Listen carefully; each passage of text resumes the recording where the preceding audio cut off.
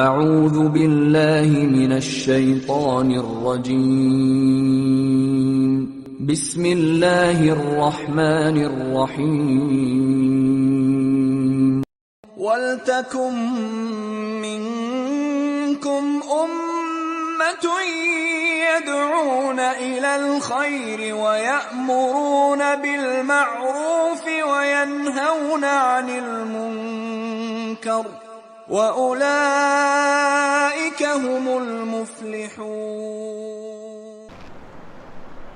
الحمد لله نحمده ونستعينه ونستغفره ونعوذ بالله من شرور أنفسنا ومن سيئات أعمالنا من يهده الله فلا مضل له ومن يضلل فلا هادي له أشهد أن لا إله إلا الله وحده لا شريك له وأشهد أن محمدًا عبده ورسوله أما بعد فإن أصدق الحديث كتاب الله وخير الهدي هدي محمد صلى الله عليه وسلم وشر الأمور محدثاتها وكل محدثة بدعة وكل بدعة ضلالة وكل ضلالة في النار فأعوذ بالله السميع العليم من الشيطان الرجيم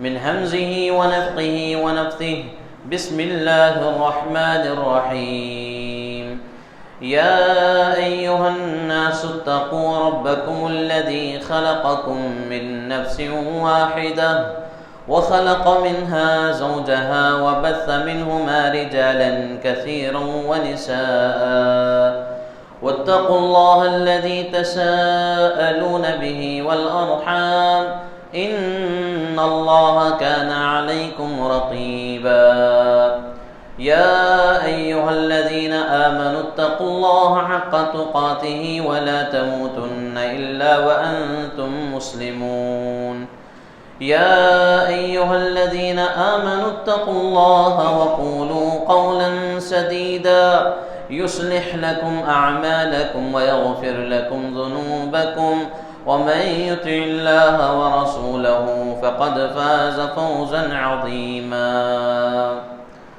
قال الله تبارك وتعالى في كلامه المجيد والفرقان الحميد لقد جاءكم رسول من أنفسكم عزيز عليه ما عنتم حريص عليكم بالمؤمنين رؤوف رحيم. تمام قسم کی تعریف و توصیف، حمد و ثنا، کبریائی و بڑائی اللہ وحدہ لا شریک لہ کے لیے لائق و زیبا ہے. بے شمار درود و سلام نازل ہو شفیع المذنبین، خاتم النبیین، سید المرسلین، رحمت للعالمین، آمینہ کے در یتیم محمد الرسول اللہ صلی اللہ علیہ وسلم پر. قابل احترام بزرگان دین، نوجوانان اسلام، پردے میں بیٹھی ہوئی عزت مآب اسلامی ماں اور بہنوں، پیارے بچوں، آج کا خطبہ جمعہ کا موضوع ہے محمد الرسول اللہ صلی اللہ علیہ وسلم کا معنی و مفہوم.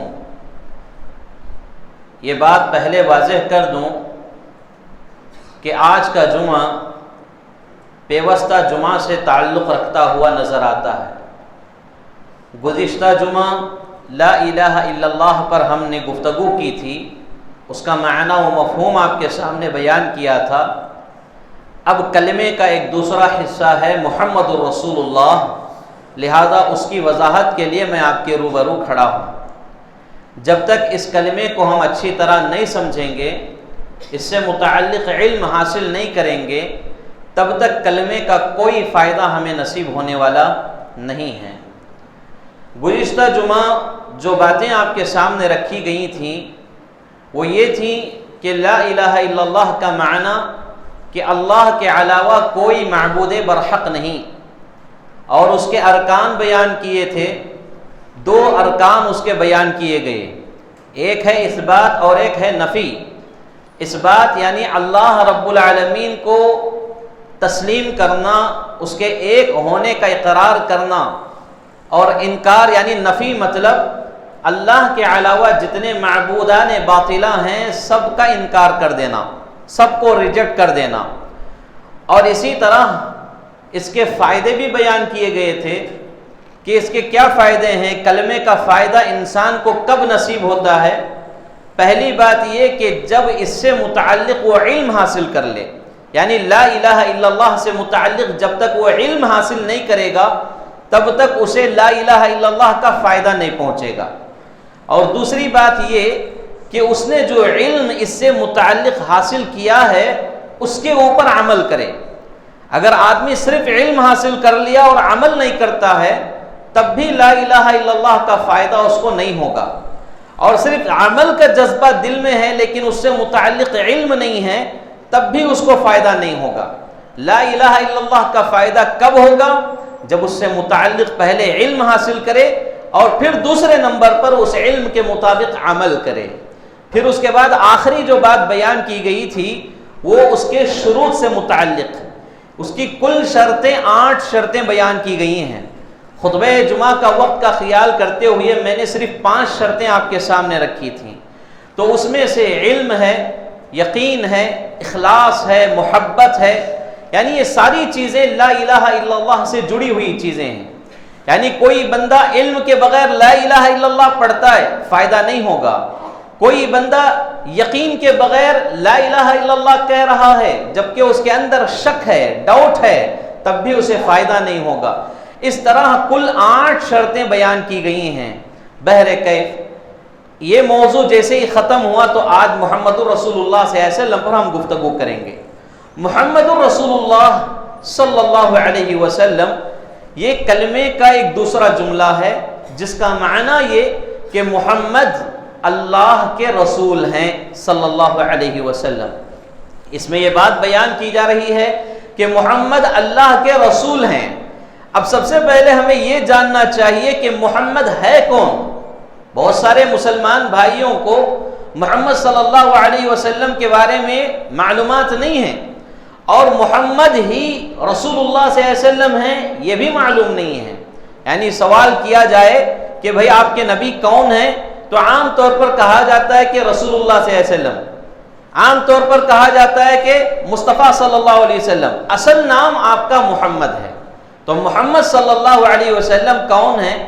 یہ سن 570 عیسوی میں مکے کی ایک بڑے مشہور اور عزت دار قبیلے میں یعنی بنو ہاشم میں پیدا ہوئے۔ آپ کے والد کا نام عبداللہ اور آپ کی امی کا نام آمینہ تھا۔ آپ پیدا ہونے سے پہلے آپ کے والد انتقال ہو گئے، اور پیدا ہونے کے چند ہی سالوں بعد والدہ کا بھی انتقال ہو گیا، تو آپ کے دادا عبد المطلب نے آپ کی پرورش کی۔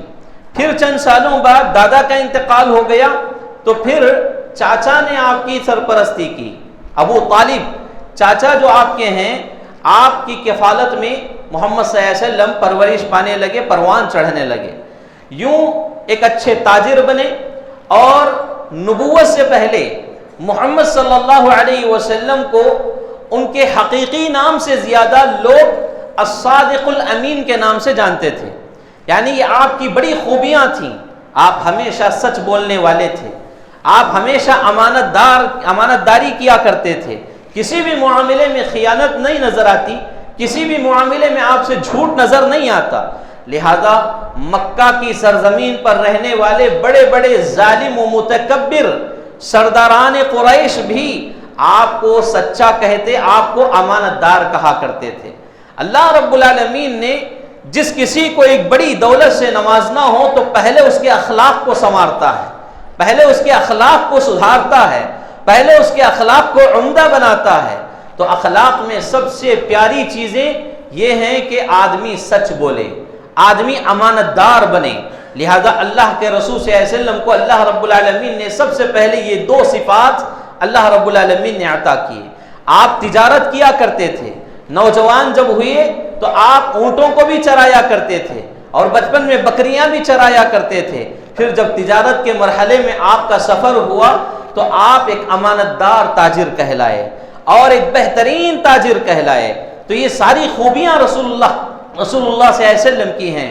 یہاں تک کہ اللہ کے رسول صلی اللہ علیہ وسلم کو اللہ رب العالمین نے نبوت سے سرفراز فرمایا کہ جبل نور ایک پہاڑ ہے اور آج بھی الحمدللہ وہ توحید کی سرزمین سعودی عرب میں موجود ہے. مکہ المکرمہ میں آپ دیکھیں گے جبل نور، اس میں ایک غار ہے، غار حرا. تو رسول اللہ صلی اللہ علیہ وسلم بچپن سے ہی بتوں کی پرستش سے دور تھے، بتوں کی عبادت سے دور تھے، جبکہ سارا عرب بتوں کی پرستش میں مبتلا تھا. لیکن محمد صلی اللہ علیہ وسلم دین حنیف پر تھے. دین حنیف مطلب ابراہیم علیہ السلام کے دین پر تھے.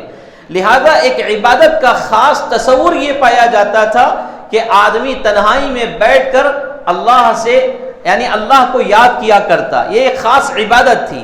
تو رسول اللہ صلی اللہ علیہ وسلم اسی عبادت کو انجام دینے کے لیے جبل نور کے اس غار حرا میں جاتے جو بالکل چوٹی پر ہے، بہت اونچائی پر ہے. وہاں جا کر کئی دنوں تک اللہ کے رسول صلی اللہ علیہ وسلم اللہ رب العالمین کی وہاں عبادت کیا کرتے تھے. تو وہاں اللہ تبارک و تعالیٰ کی جانب سے فرشتے کا نزول ہوا.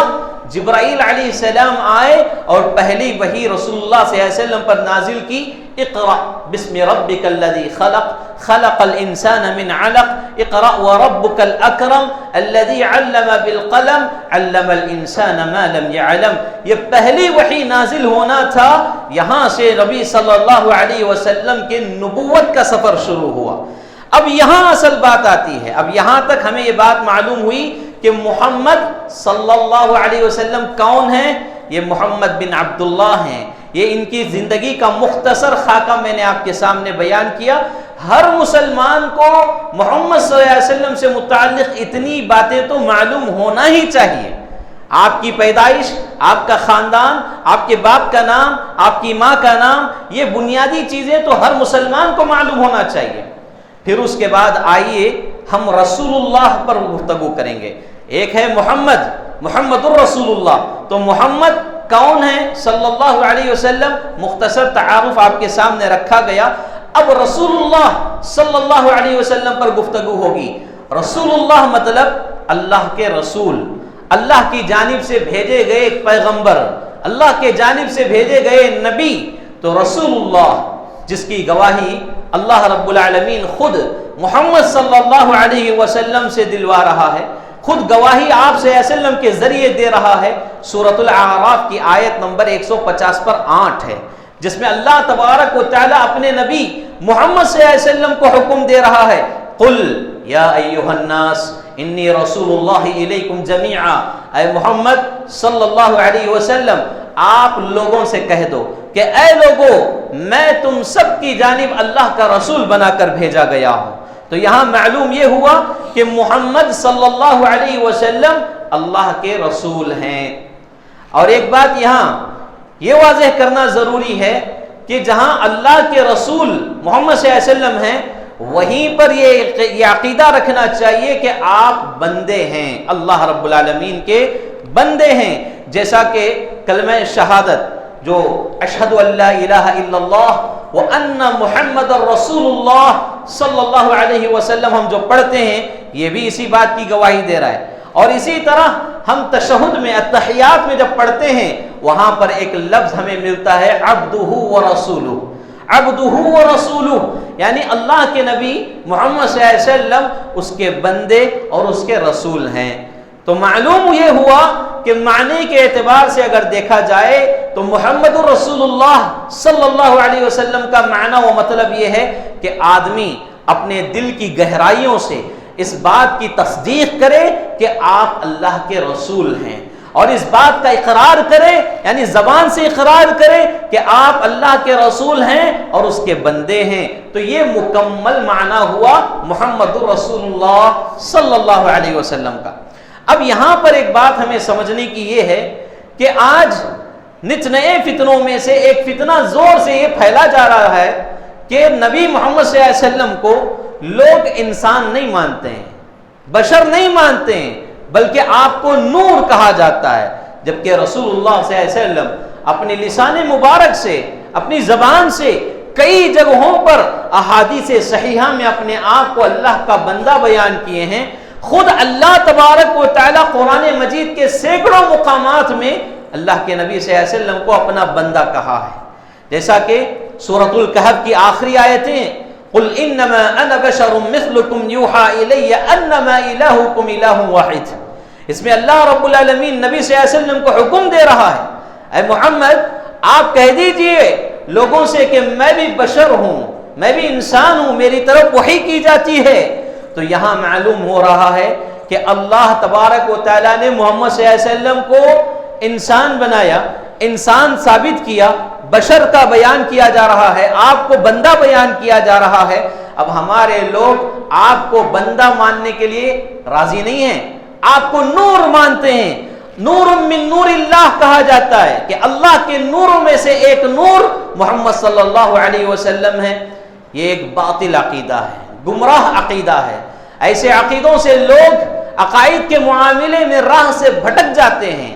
اللہ کے رسول صلی اللہ علیہ وسلم نور نہیں تھے، بلکہ آپ انسان تھے، بشر تھے، اور ہماری طرح انسان تھے۔ فرق صرف اتنا تھا کہ ہماری جانب وحی نہیں آتی، رسول اللہ صلی اللہ علیہ وسلم کی جانب وحی آتی ہے۔ رسول اللہ صلی اللہ علیہ وسلم کو اللہ تبارک و تعالی وحی کے ذریعے مستقبل کی باتیں معلوم کرواتا ہے، اور یہ چیزیں ہمارے پاس نہیں ہوتی، فرشتہ کوئی ہمارے پاس نہیں آتا۔ یہ بنیادی فرق ہے۔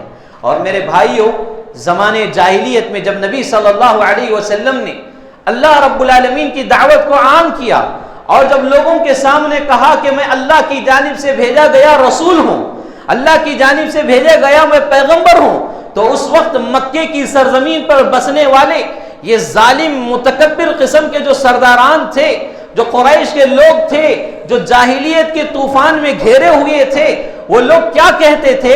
وہ یہی کہتے تھے کہ یہ اللہ کا رسول کیسے ہو سکتا ہے، جبکہ یہ تو ہماری طرح ہے، ہماری طرح بازاروں میں گھومتا ہے، ہماری طرح کاروبار کرتا ہے، ہماری طرح کھاتا پیتا ہے، تو پھر یہ اللہ کا رسول کیسے ہو سکتا ہے؟ تو یہاں یہ بات معلوم ہونا چاہیے، مکے کے ان زمانے جاہلیت میں جینے والے ظالم متکبر لوگوں کا عقیدہ کیا تھا؟ محمد صلی اللہ علیہ وسلم انسان ہیں، بشر ہیں، وہ ہماری طرح کھاتے پیتے ہیں، ہماری طرح بازار میں تجارت کرتے ہیں۔ لیکن آج ہمارے مسلمان کہتے ہیں کہ نہیں، ان لوگوں کا عقیدہ بھی غلط ہے، بلکہ نبی صلی اللہ علیہ وسلم نور ہیں، نور من نور اللہ ہیں، نور من نور اللہ ہیں، اللہ کے نور میں سے آپ ایک نور کا حصہ ہیں، اس طرح کہا کرتے ہیں۔ جبکہ یہاں پر دیکھا جائے تو مشرکین مکہ جس عقیدے کو لے کر تھے، وہی عقیدہ اللہ تعالیٰ قرآن میں بیان کیا ہے کہ نبی صلی اللہ علیہ وسلم کیا ہیں؟ بشر ہیں، بندے ہیں اس کے، اور وہ تجارت بھی کرتے ہیں، شادیاں بھی کرتے ہیں، اور روزی روٹی کی کوشش بھی کرتے ہیں، ہماری طرح کھاتے پیتے بھی ہیں۔ اور سبحان اللہ، احادیث صحیحہ کو آپ کھنگال کر دیکھ لیں، اللہ کے رسول صلی اللہ علیہ وسلم قضائے حاجت کو بھی جایا آیا کرتے تھے، اور اس کے آداب، اس کے احکام و مسائل اپنے امت کے لوگوں کے سامنے بیان کیے ہیں۔ کیا یہ باتیں کافی نہیں ہیں؟ اگر اللہ کے رسول صلی اللہ علیہ وسلم نور ہوتے تو پھر آپ کو قضائے حاجت کی ضرورت کیا ہوتی؟ اللہ کے رسول صلی اللہ علیہ وسلم اگر نور ہوتے تو آپ کو کھانے پینے کی ضرورت کیا ہوتی؟ اللہ کے رسول صلی اللہ علیہ وسلم اگر نور ہوتے تو آپ کو عرب کی گرمیوں میں تب کر تو روزی کمانے کی ضرورت کیا ہوتی؟ تجارت کرنے کی ضرورت کیا ہوتی؟ اللہ کے رسول صلی اللہ علیہ وسلم اگر نور ہوتے تو لوگوں سے پتھر کھانے کی ضرورت کیا ہوتی؟ میرے بھائیوں، کتنی دلیلیں ہیں اس سلسلے میں، لیکن یہ ساری دلیلوں کو بازو رکھ کر ایک طبقہ محمد صلی اللہ علیہ وسلم کی شان میں غلو کرتے ہوئے اللہ کے رسول صلی اللہ علیہ وسلم کو نور من نور اللہ کہنے پر ضد پر کھڑا ہوا ہے، جبکہ یہ عقیدہ درست نہیں ہے۔ تو محمد الرسول اللہ کا معنی یہ ہوگا، آدمی دل سے آپ کی رسالت یعنی آپ کے رسول ہونے کا اقرار کرے، تسلیم کرے، اور زبان سے اس کا اقرار کرے، یعنی آپ محمد صلی اللہ علیہ وسلم اللہ کے بندے اور اس کے رسول ہیں۔ تو یہ اس کا معنی ہوا۔ آئیے محمد الرسول اللہ کے ارکان کیا ہیں؟ جیسا کہ ارکان، رکن کس کو کہتے ہیں، میں نے گزشتہ جمعہ میں اس کی مختصر وضاحت کی ہے۔ تو ارکان میں دو چیزیں یہاں مراد ہیں، ارکان میں دو چیزیں بیان کی جاتی ہیں۔ اگر یہ دو چیزیں کسی کلمہ پڑھنے والے انسان کے اندر نہیں ہے تو اس کا کلمہ مکمل نہیں اور وہ مسلمان کامل نہیں. یعنی یہ دو ارکان ضروری ہے. اگر ان دو ارکان میں سے ایک پر ایمان رکھتا ہے دوسرے پر نہیں رکھتا ہے تب بھی وہ انسان دائرے اسلام سے خارج ہے. یعنی اس کا کلمہ مکمل ہوا ہی نہیں ہے, کیونکہ ارکان کا مقام و مرتبہ وہ ہوتا ہے. یعنی کوئی رکن چھوٹ جائے تو نماز ہی قابل قبول نہیں ہے, کوئی رکن چھوٹ جائے حج قابل قبول نہیں ہے. یعنی رکن کا مقام عبادتوں میں بہت ہی اہم رہتا ہے. ایسے ہی محمد الرسول اللہ کے ارکان میں دو باتیں ہیں. پہلی بات یہ کہ محمد صلی اللہ علیہ وسلم کی رسالت کو تسلیم کرنا, یعنی آپ کے نبی ہونے, آپ کے رسول ہونے جو رسالت ہے اس بات کو تسلیم کرنا کہ ہاں آپ اللہ کے رسول ہیں بلا شک و شبہ. اس میں کسی قسم کی گنجائش نہیں رہنا چاہیے. شاید ہوں گے, ہو سکتا ہے رسول ہوں گے, ہو سکتا ہے ایسا ہوگا, یہ ہو سکتا ہے اگر مگر میں انسان نہیں ہونا چاہیے. پورا یقین کے ساتھ رسول اللہ صلی اللہ علیہ وسلم کی رسالت کو تسلیم کرنا یہ محمد الرسول اللہ کا پہلا رکن ہے. اگر کوئی آدمی یہ ہو سکتا ہے اگر مگر شاید کی اس طرح کی کوئی لائن استعمال کرتا ہے تو پھر وہ انسان مکمل کلمہ پڑھنے والا نہیں ہے, اس کا عقیدہ ابھی مکمل ہوا نہیں ہے. تو یہ ایک پہلا رکن ہے. دوسرا رکن کیا ہے؟ اس بات کا عقیدہ رکھنا کہ آپ صلی اللہ علیہ وسلم اللہ کے بندے ہیں, اللہ کے بندے ہیں. ہاں یہ بات یاد رکھیں, اللہ کے بندے ہونے کا عقیدہ رکھنا محمد الرسول اللہ کا دوسرا رکن ہے. اس عقیدے میں, اس دوسرے رکن میں بہت سارے لوگ ڈھل مل گئے ہیں, بہت سارے لوگوں کے قدم ان کی جگہوں سے ہٹ چکے ہیں. لہذا یہاں پر اس بات کا عقیدہ رکھنا کہ محمد صلی اللہ علیہ وسلم اللہ کے رسول ہیں اور اس کے بندے ہیں. اگر بندہ تسلیم نہیں کریں گے تو پھر کلمہ مکمل نہیں ہے, کلمہ مکمل نہیں ہے. کیونکہ اللہ رب العالمین نے ایک مقام پر رسول اللہ صلی اللہ علیہ وسلم کے متعلق بیان کر رہا ہے وَأَنَّهُ لَمَّا قَامَ عَبْدُ اللَّهِ, جب یہ اللہ کا بندہ اللہ کی عبادت, اللہ کو پکارنے کے لیے کھڑا ہوتا ہے تو اس کے پاس لوگ جوق در جوق دوڑے چلے آتے ہیں. تو یہاں پر اس آیت میں اللہ نے محمد صلی اللہ علیہ وسلم کو بندہ کہا ہے. وَأَنَّهُ لَمَّا قَامَ عَبْدُ اللَّهِ, عبداللہ کا معنی اللہ کا بندہ. اور مفسرین کرام نے جیسے حافظ ابن کثیر رحمۃ اللہ یعنی جیسے پائے چوٹی کو پہنچنے والے مفسرین نے آپ کو یہاں بندہ بیان کیا ہے اور یہاں محمد صلی اللہ علیہ وسلم مراد لیا گیا ہے کہ محمد صلی اللہ علیہ وسلم اللہ کے بندے ہیں. اس بات کا اقرار کرنا, اس بات کو عقیدے کے طور پر اپنے اندر بٹھا لینا, یہ محمد الرسول اللہ کا دوسرا رکن ہے. اب لوگ یہاں پر اللہ کے رسول صلی اللہ علیہ وسلم کو اللہ کا بندہ ماننے کے لیے تیار نہیں ہیں, بندہ تسلیم نہیں کر رہے ہیں. تو معلوم یہ ہوا کہ محمد الرسول اللہ کے جو ارکان ہیں ان میں سے دوسرا رکن ان کے اندر پایا نہیں جا رہا ہے, جس کی وجہ سے ان کا کلمہ بھی مکمل نہیں ہے, ان کا کلمہ بھی مکمل نہیں ہے. اس بات کو سمجھنے کی ضرورت ہے. تو یہاں جتنے لوگ بیٹھے ہیں سب سے پہلے اپنے عقائد کی اصلاح کر لیں, رسول اللہ صلی اللہ علیہ وسلم کو اللہ کا رسول تسلیم کریں, اور دوسرا جو اہم رکن ہے اس پر ایمان لائیں کہ وہ اللہ کے بندے ہیں, اللہ کے بندے ہیں, اللہ کی کوئی اور تیسری مخلوق نہیں, فرشتوں میں سے نہیں, نور میں سے نہیں, بلکہ وہ اللہ کے بندے ہیں. تو اللہ کے بندے ہیں. جیسا کہ بنیادی فرق میں نے سمجھایا ہمارے اور ان کے درمیان کیا فرق ہے. آپ معصوم عن الخطا ہیں, گناہوں سے پاک ہیں, جبکہ ہم گناہوں کے پتلے ہیں. ہماری رات, ہمارا دن, ہماری شام, ہماری صبح ساری کی ساری گناہوں میں گزرتی ہیں. اور اللہ کے رسول صلی اللہ علیہ وسلم کے پاس وحی آیا کرتی تھی, ہمارے پاس کوئی وحی نہیں آتی, ہمارے پاس کوئی فرشتہ نہیں آتا. یہ بنیادی فرق ہے. تو بہرکیف اس کے ارکان میں سے یہ دو ارکان ہمیں ماننا چاہیے اور اس پر ہمارا ایمان ہونا چاہیے.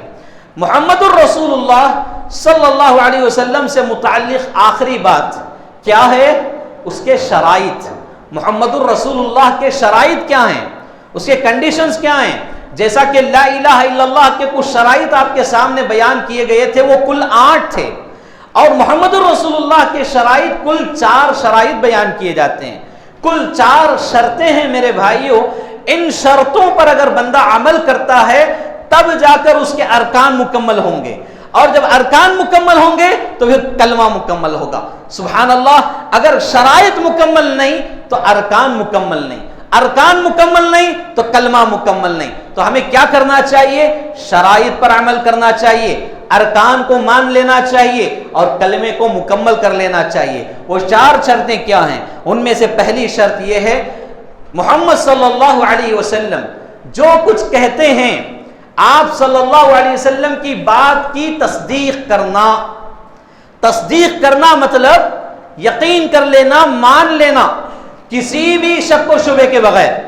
یعنی آپ صلی اللہ علیہ وسلم نے کوئی چیز بتائی تو اس کی تصدیق کر لینا, یہ سب سے پہلی شرط ہے. میرے بھائیو, آپ کو اچھی طرح معلوم ہوگا معراج کے سفر سے متعلق کیا کچھ واقعات پیش آئے. صبح اللہ کے رسول صلی اللہ علیہ وسلم نے جب ان کفاروں کے سامنے یہ بات بیان کی کہ میرا سفر معراج کا سفر ہوا ہے کل رات, تو یہ سارے لوگ محمد صلی اللہ علیہ وسلم کا مذاق اڑانے لگے.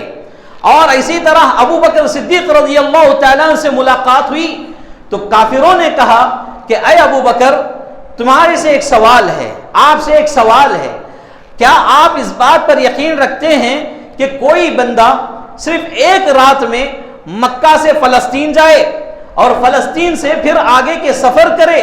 تو یہ کیا ممکن ہے؟ مسجد حرام سے مسجد اقصی کوئی آدمی ایک رات میں کیا سفر کر سکتا ہے؟ تو ابو بکر صدیق رضی اللہ تعالیٰ نے کہا کہ یہ ناممکن ہے, کوئی نہیں کر سکتا, کیونکہ اس زمانے میں کوئی فلائٹس وغیرہ بھی نہیں, کوئی تیز رفتار سواریاں بھی نہیں, صرف اونٹوں پر, خچروں پر, گھوڑوں پر سوار ہوا کرتے تھے لوگ. لیکن ابو بکر صدیق رضی اللہ تعالیٰ نے صراحت کے ساتھ کہا کہ یہ ممکن ہی نہیں ہے, کیونکہ اتنے 1000 کلومیٹر آدمی ایک رات میں کسی تیز رفتار سواری پر بھی چلا جائے تو اس کے لیے ممکن نہیں ہے. مسجد حرام سے مسجد اقصی جائے, یہ ناممکن ہے. ابو بکر صدیق رضی اللہ تعالیٰ عنہ کا جواب سن کر کافروں نے کہا پھر یہ بات کس نے کہی آپ جانتے ہیں؟ تو کہا گیا کس نے کہی؟ تو لوگوں نے کہا کہ یہ آپ کے دوست محمد نے کہی ہے کہ محمد مسجد حرام سے مسجد اقصی کا سفر کیا اور مسجد اقصی سے 7 آسمان کا اس نے سفر کیا. یہ اس طرح کی پاگل باتیں آپ کا دوست کر رہا ہے. اتنے میں ابو بکر صدیق رضی اللہ تعالیٰ نے کہا کہ کائنات کی کوئی اور شخصیت کہتی تو میں نہیں مانتا, لیکن یہ بات محمد صلی اللہ علیہ وسلم کہہ رہے ہیں تو میں اس بات کی تصدیق کرتا ہوں, میں اس بات کی تصدیق کرتا ہوں. اسی لیے ابو بکر کا لقب جو پڑھا وہ صدیق کہلائے. تو میرے بھائیو, اس طرح محمد صلی اللہ علیہ وسلم کی بات کو تصدیق کرنا یہ محمد الرسول اللہ کی پہلی شرط ہے. یہ بات یاد رکھیں, محمد الرسول اللہ کی پہلی شرط آپ کی ہر بات کو دل و جان سے تسلیم کرنا, تصدیق کرنا. اور دوسری شرط کیا ہے؟ رسول اللہ صلی اللہ علیہ وسلم نے جن باتوں کو عمل کرنے کا حکم دیا ہے, جن باتوں پر عمل کرنے کا حکم دیا ہے, ان باتوں پر بلا چوں و چرا عمل کرنا. کسی کام کو کرنے کو کہا گیا تو یہ سوال نہیں کرنا کہ ایسا کیوں کہا گیا, اللہ کے نبی ایسا کیوں نہیں کہتے, ہم کیوں ایسا کریں گے, یہ سوالات نہیں کرنا ہے, بلکہ رسول اللہ صلی اللہ علیہ وسلم کے حکم پر عمل کرتے ہوئے اس پر عمل کرنا ہے. جن باتوں کا حکم دیا گیا, یہ دوسری شرط ہے. اور تیسری شرط کیا ہے؟ جن باتوں سے منع کیا گیا, جن باتوں سے اجتناب کا حکم دیا گیا, کلی طور پر ان باتوں سے اجتناب کرنا ہے, کلی طور پر, مکمل طور پر.